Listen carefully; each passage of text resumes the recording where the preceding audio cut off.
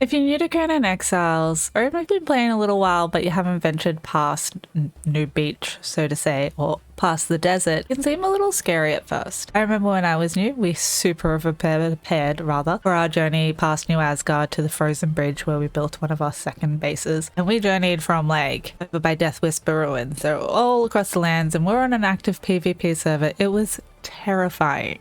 But even if you're playing on a private server, if you don't have keep loot on death, or even if you do and you just don't want to travel from your bedroll, getting up north, cool, you've made it that far. You start venturing in, oh no, Frostbite, that's really annoying. What do I do? Nothing is helping. I don't know what to do, dead. It's okay. I'm here to help you today. I'm Illibet. I play a bunch of survival games, Conan being one of my favorites, and I'm here to bring you a bunch of helpful tips and tricks to get you around this map. And especially with the add of Age of Sorcery plus Chapter 2 now, there's a lot of new encounters to venture to in places like the volcano. Now, there are a couple of different ways that you can get about getting around the map. A lot of places you can actually get to being naked. You don't take as much cold or damage resistance, but this does change varying on different updates. So you can't always rely on it. Excuse me, I'm pinning my can't speak, my map. Regular armor, since whatever update it was, I cannot remember, now has equal hot and cold resistance. Before, you either had hot or cold. Veneer would give you cold resistance, so you could venture north with some veneer, like hyena armor. But a lot of it was really like out of whack, like Zemarian Thief, it's basically underpants, and that had cold resistance. My first journey, I can't speak tonight. My first journey to the Frost Temple was in veneer and hyena armor. It was a journey, but that's a story for another time. But say you want to get up there, you don't even want to do events, you want to get to the Black Ice Temple. Try out this Skelos armor for one. It gives you +2 armor resistance, cold resistance. And for me, I'm using a thrall at the moment, not super used to that, but I've got this Corrupt Authority build.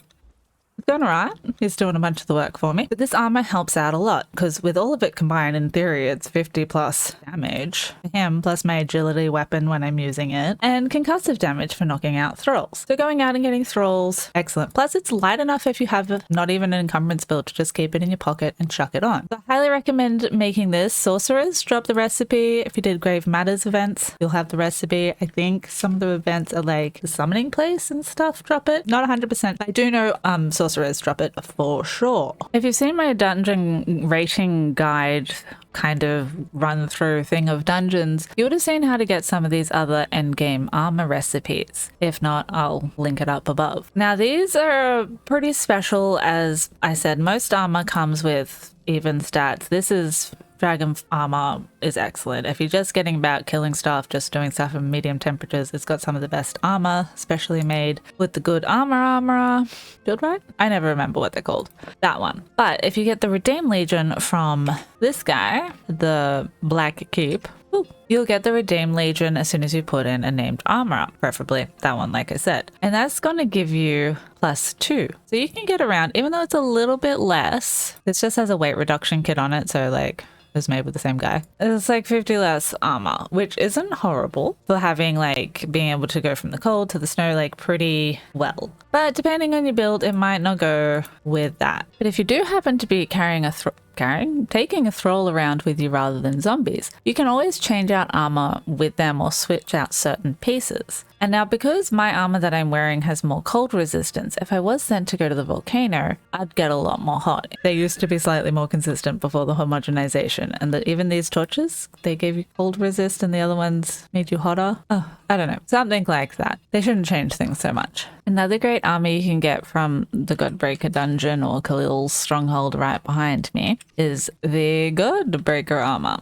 You can also, because you have to gather scraps to get it, I conveniently have enough to like from my one run to make one pair of actual boots. But you can make the rusted boots, which are like the Legion, give you +2 to each thing, 21 carry capacity. The magical energy surge through these they grant extra encumbrance, but they also heal stuff when you're getting hit. Or at least that used to be the case. I'm hoping that's still the case because none of them come. We'll see.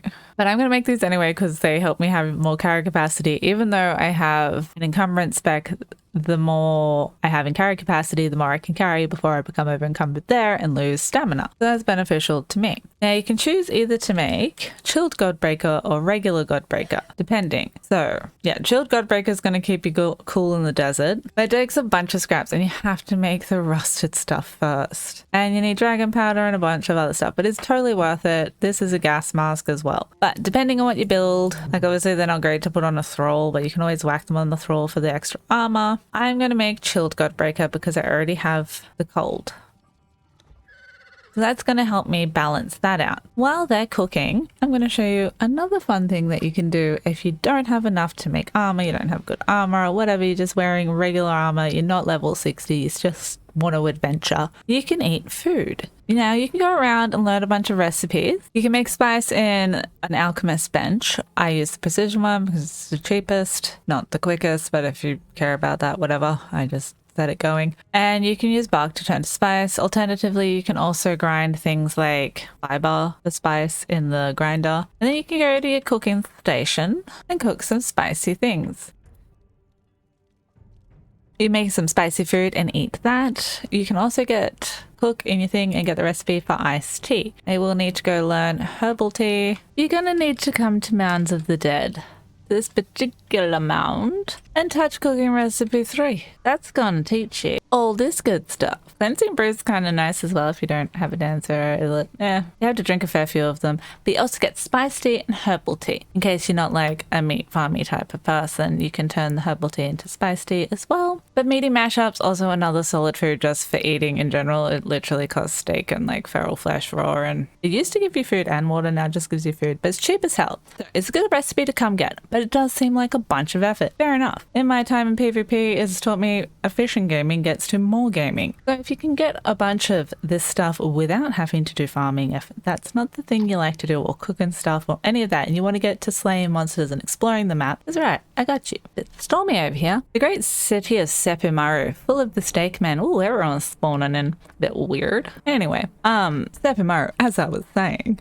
great city of snake men. Great place to come if you don't have dancers. Conan's house will cure your corruption. I'll show you that in a moment because it is our destination. But we're around here on the map. I live there, so it's quite convenient for me to come here. As well as being an excellent place to come get thralls, boxes full of steel and things you can grind down for silk and early game armor. Excellent place. You can also mine a bunch of silver over by the jawbone. Everyone spawned in but Conan and his friends. That's okay, I'll fix this. I'll be back. Well, the sky just exploded, so I guess that's a new event in chapter 2, and I'm going to have to come back and make a video on that in a moment. But usually there's a guy in here that you can buy iced tea off. There's also a guy in the volcano, which I will show you in a moment, for silver. It's a bargain. I highly recommend. Head over to the Westwall prison, also in Sepimaru. Down here, there's a bunch of merchants chilling around that sell some other really cool stuff. Head to this particular one and you can buy spice pork for only a silver coin. Highly recommend this method.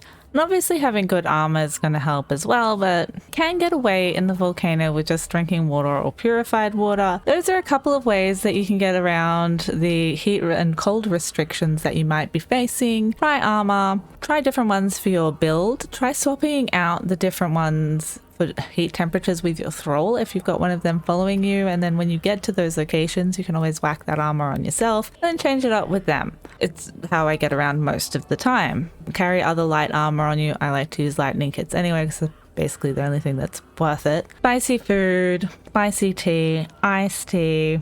Ice in general is another good way to survive the heat. Once you've made it to the volcano, there's another event going on down there, so that's another headhunter one, I think. It's going to be a fun next video. You can find a couple of these merchants around who will sell things like ice. That's a ripoff though. Or this guy over here by the Path of the whatever. Shrine of the Oracle. That one's Path of the Patient. Getting my temples and the volcano mixed up. And he'll also sell you iced tea for silver coins. So if you do find you're a little bit hot and you happen to have some silver coins on you, there's a fair few boxes around here, and sometimes these guys you kill will drop silver as well. Like I said before, those are pretty much the methods I use to explore the map. Experiment with different weight armors, especially if you're doing some climbing about, and try to get around with different heat foods and see if that works out good for you or not.